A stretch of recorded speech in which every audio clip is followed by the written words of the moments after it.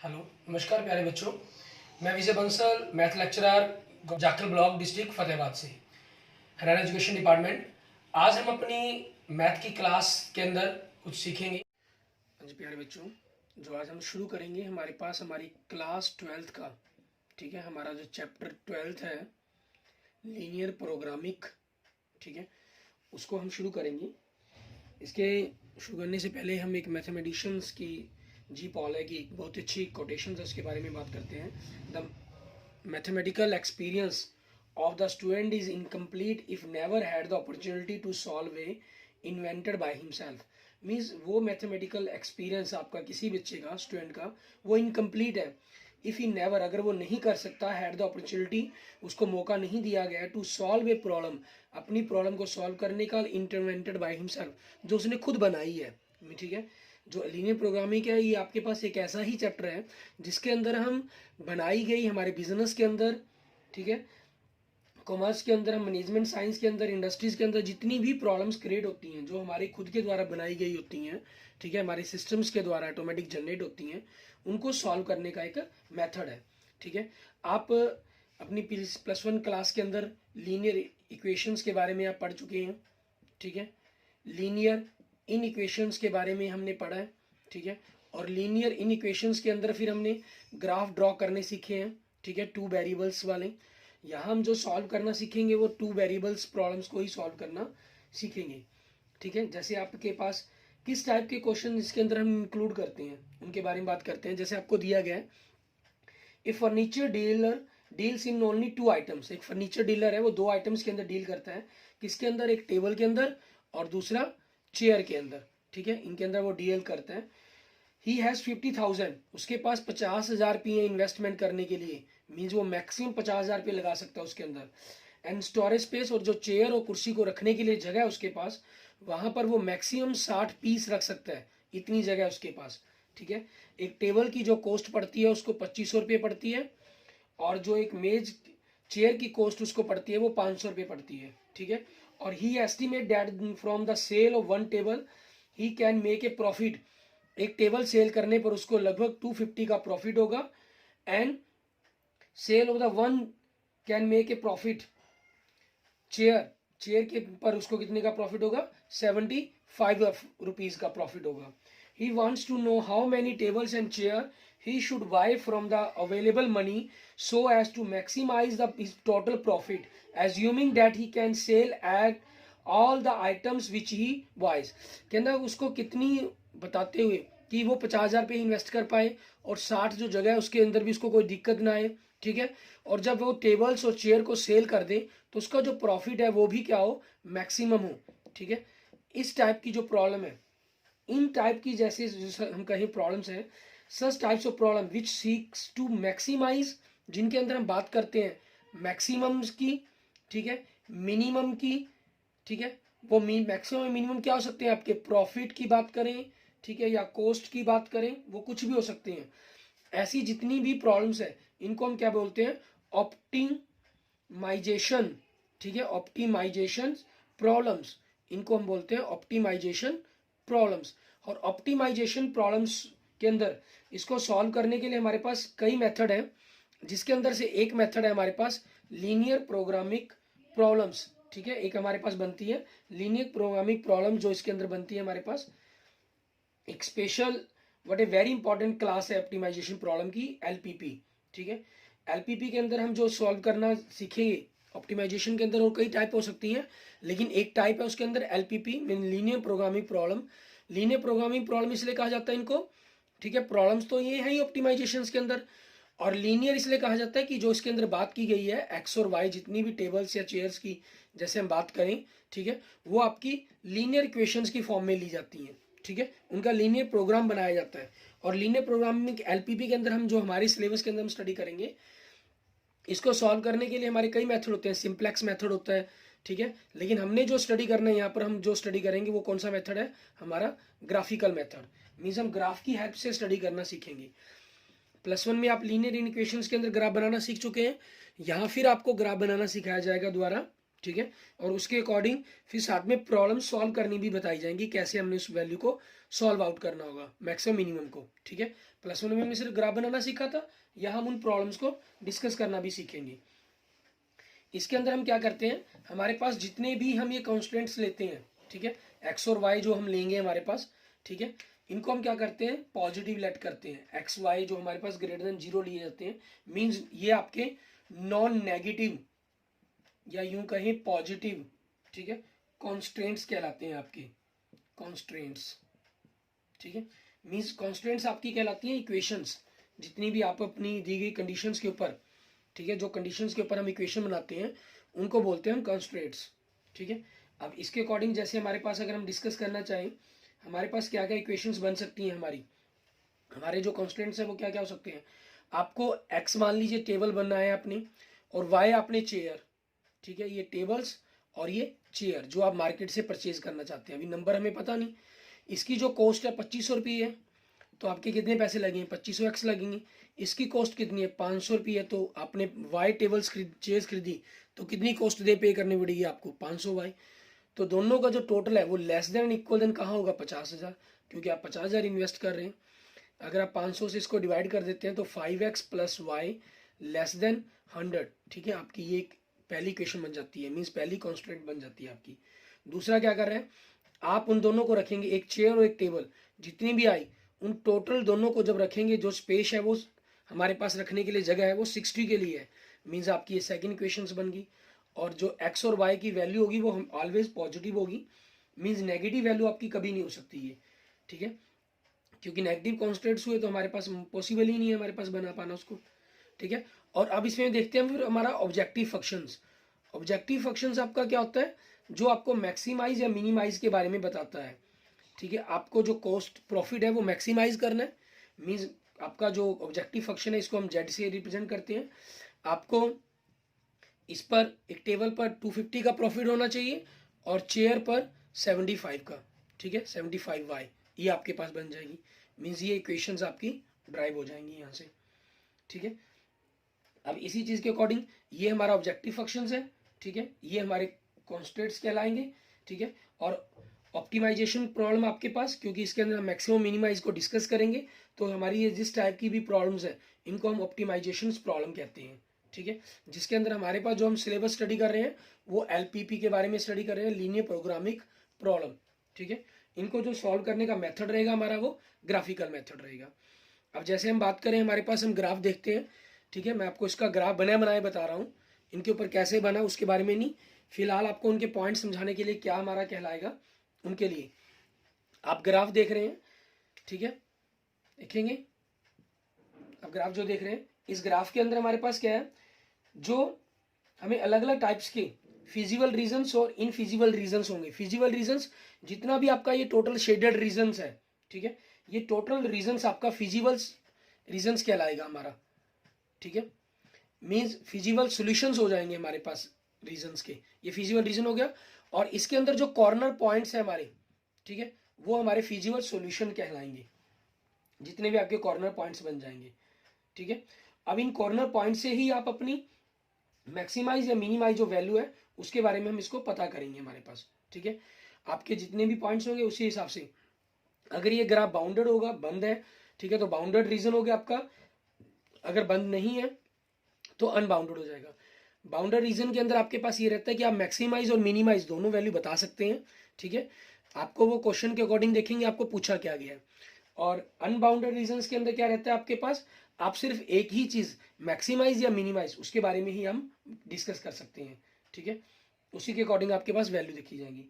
अब जैसे इसी के रीजन के अकॉर्डिंग देखें, जो वर्टेक्स है आपके पास फिजिबल रीजन के, वो क्या क्या दिखाई दे रहे हैं आपको, 0 0 ए, मान लो 0 ओ पॉइंट आपका वर्टेक्स ओरिजिन हो गया, ए पॉइंट हमने जिसको 0 60 हमारे पास हो जाएगा, ठीक है, बी पॉइंट आपके पास 10 50 हमारे पास हो गया, ठीक है, और सी पॉइंट आपके पास हमारे पास क्या हो गया हमारा, सॉरी सी पॉइंट आपका 0 60 हो गया, वो ए पॉइंट है जो हमारे पास वो 20 0 है, ठीक है।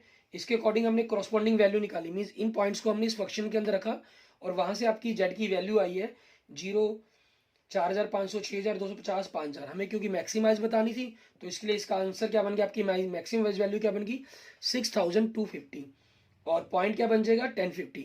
मीन्स आप 10 टेबल्स लें और 50 चेयर्स अगर आप परचेज करते हैं तो आपको सबसे ज़्यादा मैक्सिमम प्रॉफिट होगा। एनीवन, कोई भी हो, आप कोई भी और डिजिट सोचकर जो भी आपके मन में आए, अगर आपको लगता है जिससे हम आपकी इस बार ज़्यादा प्रॉफिट आप कमा सकते हैं, ठीक है, आप कोई भी पॉइंट सोचकर करने की कोशिश करें, ठीक है, तो उसी के अकॉर्डिंग आपके पास जो बनेगा वो आपका 1050 ये पॉइंट्स आपके पास आ जाएगा हमारे पास, ठीक है। मीन्स 10 आपके पास टेबल्स और 50 आपके पास चेयर्स, ठीक है, इस हिसाब से आपके पास बनेगा।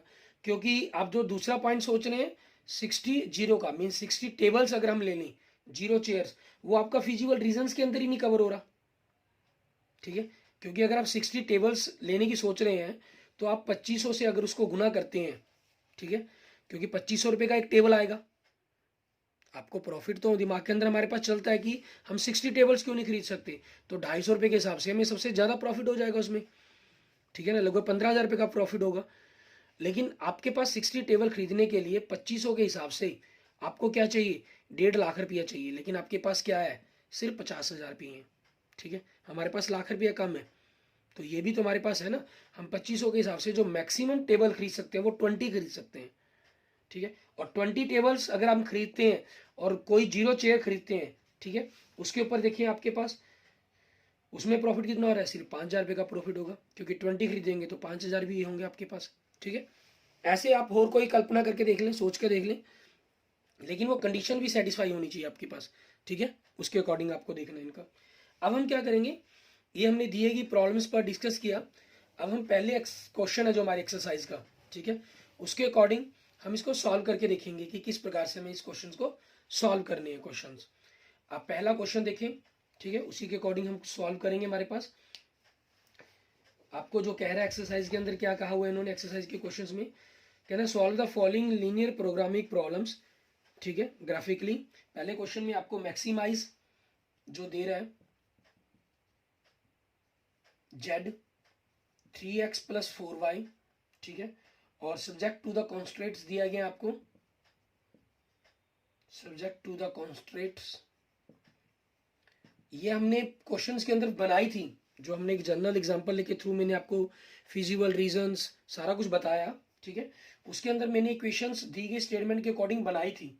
यहाँ आपके पास 12.1 के अंदर आपके पास इक्वेशंस दी हुई हैं, कॉन्स्टेंट्स दिए हुए हैं, मैक्सिमाइज मिनिमाइज फंक्शन दिया गया होगा, ठीक है, आपको उसी चीज के अकॉर्डिंग सिर्फ क्वेश्चंस को सॉल्व करना है अपने, ठीक है।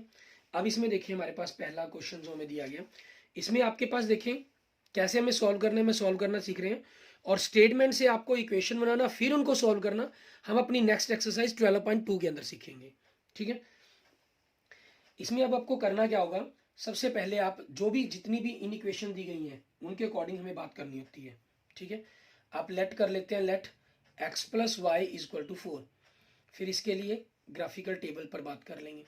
ग्राफिकल टेबल सबसे ज़्यादा इजी रहता है, आप 0 पर बात कर लें, x0 एंड y0, अगर आप x0 रखते हैं तो y कितना आ जाएगा 4, अगर y की जगह 0 रखेंगे तो x कितना आ जाएगा 4, ये आपके पास बन गया, ठीक है।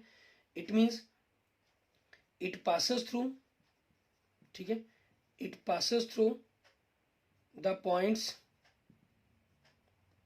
0, 4 एंड 4, 0, इन दोनों पॉइंट से आपके पास पास करेगा ये, ठीक है। अब पुट, अब आपको क्या करना होता है ग्राफ के अंदर, क्योंकि हमें पुट करना है, हम पुट करके देखेंगे, क्योंकि पॉजिटिव कंस्टेंट के लिए ही चल रहा है हमारे पास, मीन्स पॉजिटिव फंक्शन ही है, तो आप put x = 0 and y = 0 in x + y is greater than equal, sorry less than है, लेस देन इक्वल देन 4, इस इन इक्वेशन के अंदर पुट करके देखेंगे। पुट करने पर आपके पास क्या हुआ, 0 + 0 लेस देन 4, इट मीन्स आपके पास क्या आ गया 0 लेस देन 4। अब ये देखें ये ट्रू है या फॉल्स है, इट इज ट्रू, ठीक है, ये क्या हो गया, आप इसको लिख देंगे इट इज ट्रू, ये ट्रू है, इसका मतलब क्या हुआ, इसलिए origin lies in the region, ठीक है, ओरिजिन आपका लाई करेगा किसके अंदर, in the region x + y less than equal than 4, इसके रीजन के अंदर आपका ओरिजिन लाई करेगा। मीन्स ये बताता है कि ग्राफ के अंदर जो शेडेड रीजन है वो किस तरफ लेना है आपको, ठीक है। उसके बाद इनके लिए आप हमेशा ही एक लाइन के अंदर अपनी बात को कंप्लीट कर सकते हैं, ठीक है, क्योंकि x greater than 0 and y greater than 0, it means, ठीक है, इट मीन्स जो shaded region lies in first quadrant, ठीक है। मीन्स ये आपके पास इसका मतलब हुआ कि जो फर्स्ट क्वाड्रेंट के अंदर ही लाई करेगा आपके पास, ठीक है। और इसके बारे में हमें एक्स्ट्रा कुछ लिखने की जरूरत नहीं होती। अब इसके लिए हम जो ग्राफ बना रहे हैं, ठीक है, आप चाहें तो साथ साथ ग्राफ भी बना सकते हैं और बाद में बनाना चाहें तो आप बाद में बना सकते हैं, वो हमारी चॉइस पर डिपेंड करता है, ठीक है। ये आपके पास हो गया ग्राफ। अब देखिए 1 2 3 4, इस तरह एक दो पॉइंट लेके हम छोड़ सकते हैं, -1 -2। नेगेटिव की आपको जरूरत पड़े तो जिस पॉइंट के लिए क्वेश्चंस के अंदर उसके अकॉर्डिंग लिखने भी पड़ेंगे हमें, क्योंकि 4 तक चाहिए। x0 y4 ये पॉइंट हो गया, x4 y0 ये हो गया। क्योंकि इक्वल का सिंबल है इसलिए लाइंस पक्की लेनी है आपने, अगर इक्वल का सिंबल नहीं होता तो डॉटेड लाइंस लेते हैं, ठीक है। आपके पास जो ग्राफ बनेगा वो ये बन गया, x + y less than equal than 4 के लिए। ओरिजिनल लाई का मतलब ये हुआ कि जो शेडेड रीजन है वो इस तरफ बनाना है आपको, इस तरफ, ठीक है। आपके पास जा तो इस तरफ भी सकता था, लेकिन x और y ग्रेटर देन 0 ने ये कह दिया कि आपका जो शेडेड रीजन होगा वो सिर्फ फर्स्ट क्वाड्रेंट के अंदर ही होगा। मीन्स यहां तक लेना है आपको ये चीज, ठीक है। ये हो गया हमारे पास। तो अब आपके पास जो फेज रीजन बन गया आपके पास, सो कॉर्नर पॉइंट्स आपके क्या बन गए, ठीक है। फिर आप लिखेंगे कॉर्नर पॉइंट्स, ठीक है, ये हो जाएगा आपके पास, कॉर्नर पॉइंट्स लिख लेंगे। आप फंक्शंस को लिख सकते हैं, z की वैल्यू आपके पास, ठीक है, वो क्या चीज़ है 3x + 4y। आप इनको नाम दे लें, अगर जैसे इसको ओरिजन a नाम दे दिए, इसको a दे दें, इसको b दे दें, वो हमारी चॉइस पर डिपेंड करता है। Origin 0 0, a 4 0, b 0 4। आपने 0 0 रखेंगे तो ये 0 आ जाएगा, 4 0 रखा तो 4 3 12, ये आ गया, y 0 हो गया, y 4 रखा तो ये पोर्शन 0 16, ठीक है। आपको मैक्सिमम वैल्यू बतानी है इसके अंदर, क्लियर। तो आपके पास क्या हो जाएगा, मैक्सिमम वैल्यू लास्ट में हमें मेंशन करना होगा, वो मैं यहां लिख रहा हूं, मैक्सिमम वैल्यू, ठीक है, कितनी होगी 16 at x = 0 and y = 4। Means x की वैल्यू जो भी आप लेंगे वो 0 होगा, y आपके पास 4 होगा, ठीक है। इस तरीके से आपके क्वेश्चंस को कवर करना होगा हमने, ठीक है। अब ऐसे ही हम देखते हैं हमारे पास हमारा नेक्स्ट क्वेश्चन नंबर 2, उसके अंदर हमें क्या कह रहा है करने के लिए, उसके बारे में देखेंगे। क्वेश्चन नंबर 2 देखते हैं। नेक्स्ट लेक्चर के अंदर हम इसको ग्राफ कॉपी के ऊपर भी बनाने की कोशिश करेंगे कि ग्राफ के ऊपर किस प्रकार से बना सकते हैं आप, ठीक है, थोड़ा सा और क्लियर हो जाता है। एक बार हम जो जनरली आप चाहें तो रफली ही ग्राफ बनाना होता है हमें, ये पेपर के अंदर भी हम चाहें तो फेयर कॉपी पर ग्राफ पर बना सकते हैं, अदरवाइज कोई चॉइस मर्जी है हमारे पास, ठीक है। अगर आपको ग्राफ दिया गया साथ में आता है, मिलता है, ठीक है, मोस्टली ग्राफ मिलता है एग्जाम के अंदर, अगर मिला है तो उसको ग्राफ पर ही बनाने की कोशिश करें हमेशा, ठीक है, फिर रफली मत बनाएं। आपके पास सेकंड क्वेश्चन में देखिए, आपको जो ऑब्जेक्टिव फंक्शन दिया गया आपका z = ठीक है, मिनिमाइज का फंक्शन दिया गया, ये मिनिमाइज z = -3x + 4y, और सब्जेक्ट 2 दिए गए आपके x + 2y less than equal than 8। Next दिया गया 3x + 2y less than equal than 12 and x is greater than 0 and y is greater than 0, ठीक है। ये आपके पास हो गया। आप इनके बारे में चाहे जैसे मैंने पहले ही क्लियर कहा, आप इनके बारे में पहले भी लिख सकते हैं, इनको पॉइंट्स के रूप में भी सॉल्व कर सकते हैं। जैसे मान लीजिए पहली क्वेश्चन ले लिया आपने, लेट x + 2y = 8। अब इसके लिए ग्राफ बनाएंगे, टेबल बनानी पड़ेगी हमें, टेबल के अकॉर्डिंग ही हम ग्राफ बनाएंगे, ठीक है। आपने x की जगह 0 रखेंगे तो 2y = 8, मीन्स y कितना आ जाएगा आपके पास 4।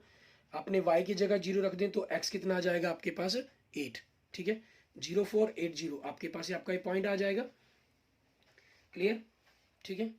इसको हमारे पास आपका बनकर तैयार हो गया हमारा। अब हमें क्या करना पड़ेगा, मीन्स इट पासेस थ्रू, इसके बारे में लिखेंगे, it passes through the points 04 and 80, ठीक है।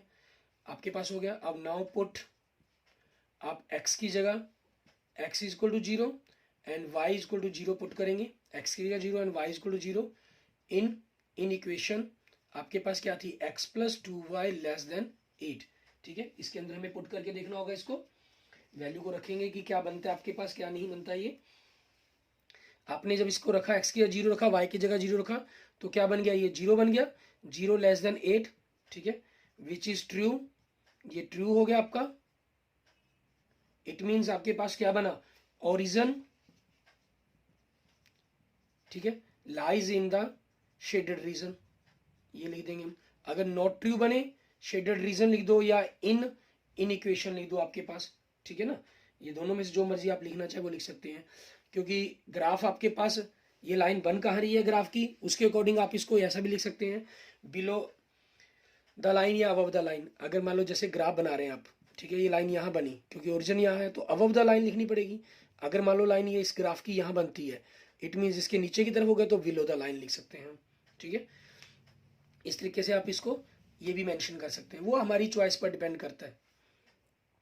उसके बाद सेकंड देखिए हम, हमारे पास, ठीक है, हम लेट कर लेंगे दूसरी क्वेश्चन के आपके पास 3x plus 2y is equal to 12 हमारे पास, ठीक है। अब इसी के अकॉर्डिंग हमें लिखना होगा, इसके अकॉर्डिंग लिखेंगे हम, टेबल बनानी है हमें, टेबल बनाई हमने, एक्स वाई, आपने x की जगह 0 पुट किया इसके अंदर, ठीक है, 3x के अंदर मीन्स इक्वेशन के अंदर 2y इज इक्वल टू 12 बन जाएगा। 2y इज इक्वल टू 12, इसका मतलब क्या हुआ, आपके पास y कितना आ गया, 6 आ गया। फिर y की जगह 0 पुट किया आपने इसके अंदर, हमारे पास जो ये इन इक्वेशन हमने लेट की है, ठीक है, तो 3x इज इक्वल टू 12 बनेगा। 3x इज इक्वल टू 12 का मतलब क्या हुआ, आपके पास x कितना आ जाएगा, 4 आ जाएगा, ठीक है। इसका मतलब क्या हुआ, इट पासेस थ्रू, ठीक है, it passes through the points 06 and 40, ठीक है। इस पॉइंट से आपके पास ये पास कर रहा है, ठीक है। अब हमें चेक क्या करना है, 0 पॉइंट को चेक करना है। हम करेंगे put x is equal to 0 and y is equal to 0 in आपके पास इस इक्वेशंस के अंदर 3x plus 2y less than equal than 12। 0 put करेंगे तो 0 ही बन जाएगा, ये 0 plus 0 less than 12, which is true हो गया ये, ठीक है। ट्रू होने का मतलब क्या हो गया, origin lies in the shaded region, ठीक है। ये आपके लिए कॉमन वर्ड बन जाते हैं, और अब बिलो आपको ग्राफ पहले बनाना क्लियर होना चाहिए, उसके अकॉर्डिंग हमें लिखना होता है, ठीक है। एंड थर्ड आपके पास x greater than 0 and y greater than 0, it means shaded region lies in the, ठीक है, first quadrant, means first quadrant के अंदर लाई करेगा आपके पास। अब जब फर्स्ट क्वाड्रेंट के अंदर लाई करेगा तो आपके पास देखें ग्राफ बनेगा किस टाइप का, ठीक है। हम यहाँ पर छोटा सा ग्राफ बना कर देखते हैं हमारे पास, उसके अकॉर्डिंग ये हमारे पास हमने ग्राफ के लिए कर लिया, x0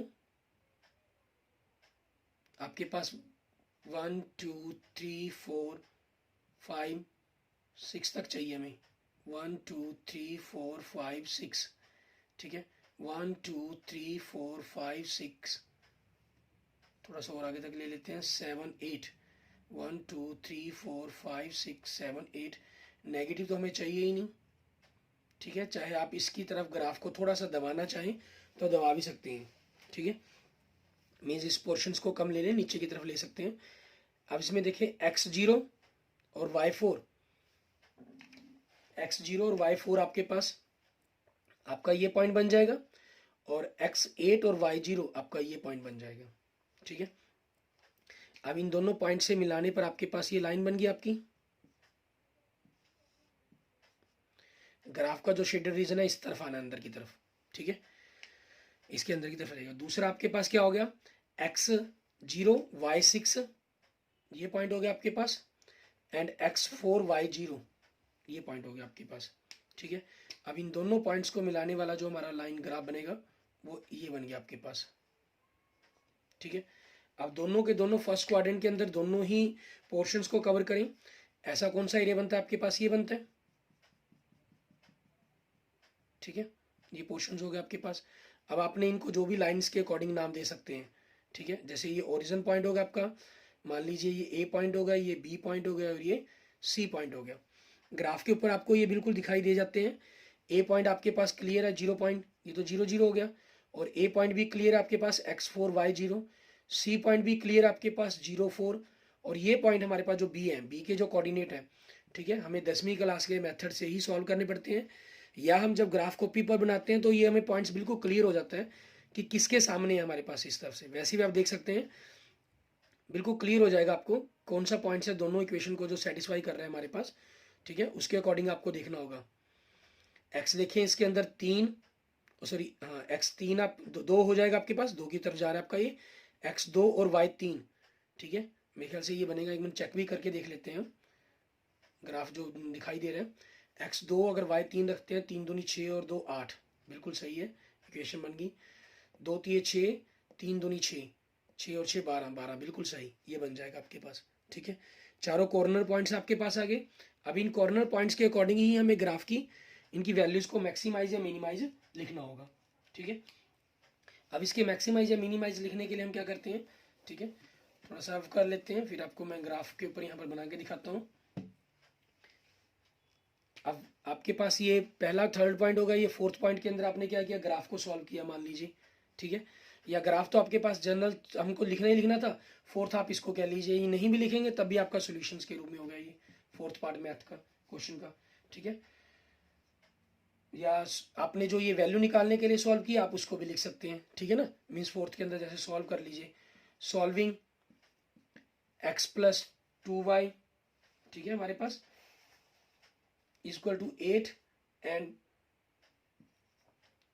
3x plus 2y equal to 12।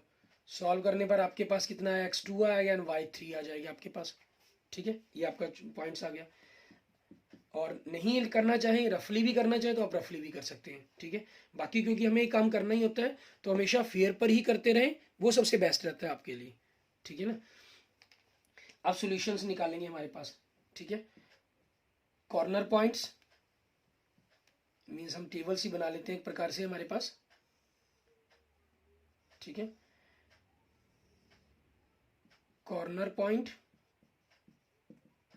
ठीक है, और आपके पास z क्या है, -3x प्लस 4y, ये वैल्यू हो जाएगी आपके पास। आपने क्या किया, z की जगह सबसे पहले ओरिजिन पॉइंट 0 0 रखा, तो आपके पास ये 0 वैल्यू बन गई, ठीक है।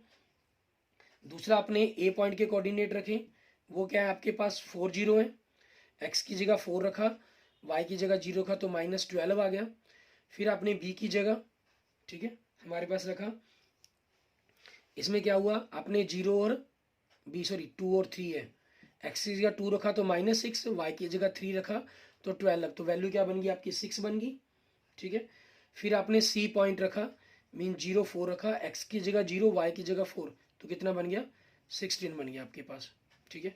अब हमें इसके अंदर पता क्या करना था, मिनिमम वैल्यू पता करनी थी, ठीक है, इसलिए मिनिमम वैल्यू आपके पास क्या हो जाएगी, मिनिमम वैल्यू क्या होगी आपकी -12, minimum value z equal to -12 ये हो जाएगी एट, ठीक है, आप 4 0 लिख दीजिए, या फिर आप ये 4 0 ना लिखना चाहे तो आप इस तरीके से भी लिख सकते हैं, at x equal to 4 and y equal to 0, ठीक है। इस तरीके से आपके पास आपके क्वेश्चन का आंसर बन जाएगा। Clear, okay, thank you students की फ्रेंड्स। इस तरीके से आप में मैंने 2 क्वेश्चंस आपको बनाकर बताए हैं। आप अगले जो क्वेश्चंस हैं इनको ट्राई करके देखें, ठीक है, और खुद बनाने की कोशिश करें कि किस प्रकार से आप इनको खुद सॉल्व करेंगे, ठीक है। और किस जो भी क्वेश्चन आपसे ना बन पाए वो मुझे मैसेज कर दीजिएगा, मैं अपने नेक्स्ट लेक्चर्स के अंदर आपको उसी क्वेश्चंस और उसी कंसेप्ट के बारे में आपको अपने वीडियो के अंदर नेक्स्ट लेक्चर के अंदर आपको बताऊंगा उसके बारे में, ठीक है। Okay, thank you friends, thank you students. अगर आपने मेरा यूट्यूब चैनल अभी तक सब्सक्राइब नहीं किया उसको जरूर सब्सक्राइब करें। ओके।